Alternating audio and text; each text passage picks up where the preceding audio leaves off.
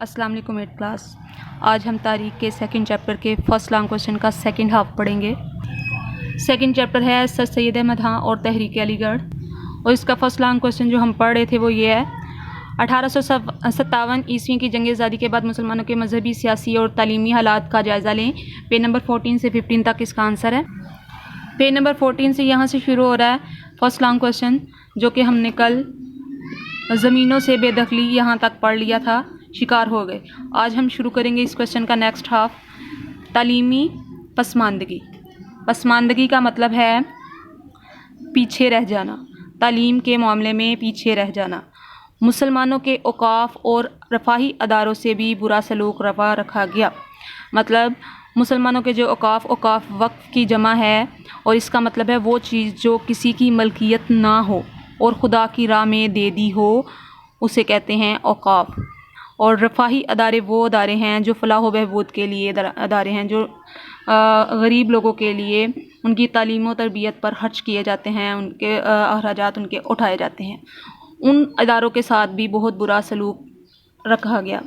मुस्लिम औकाफ की आमदनी जो पहले मुसलमानों की तालीम पर खर्च होती थी, अब अंग्रेज़ हुक्मरानों की मर्ज़ी से मुख्तलिफ़ कामों पर खर्च होने लगी। मतलब वो उन अदारों से जो आमदनी मिलती थी और उससे वो मुसलमानों की तालीम पर खर्च करते थे, अब वो अंग्रेज़ों ने ख़त्म कर दी और वो अपनी मर्ज़ी के मुताबिक अपने मुख्तलिफ़ कामों में उन्हें खर्च करने लग गए।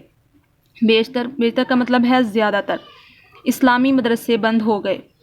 इस तरह मुसलमानों के मजहबी मराकज़ को भी अंग्रेज़ों ने जी भर के लूटा।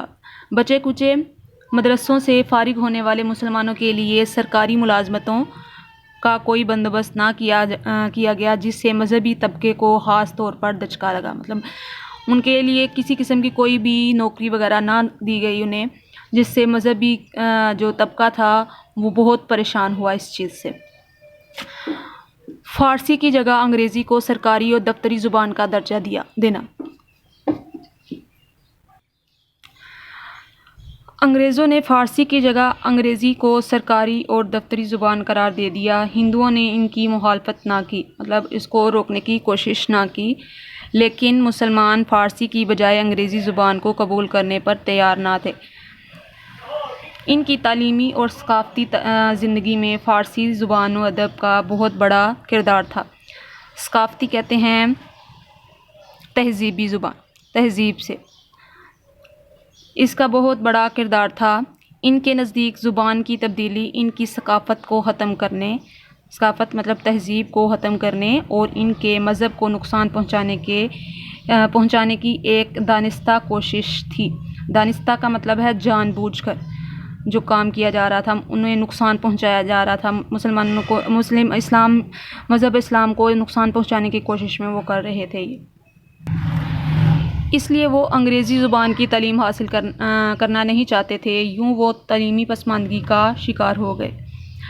इनके मुकाबले में हिंदुओं ने अंग्रेज़ी ज़ुबान सीख कर मुसलमानों पर अपनी तालीमी बरतरी कायम कर ली।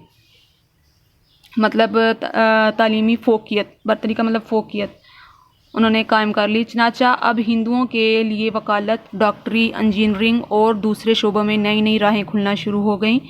इस तरह ज़िंदगी के हर शोबे में क़यादत हिंदुओं के हाथ आने लगी। यहाँ तक फर्स्ट लॉन्ग क्वेश्चन ख़त्म हो जाता है।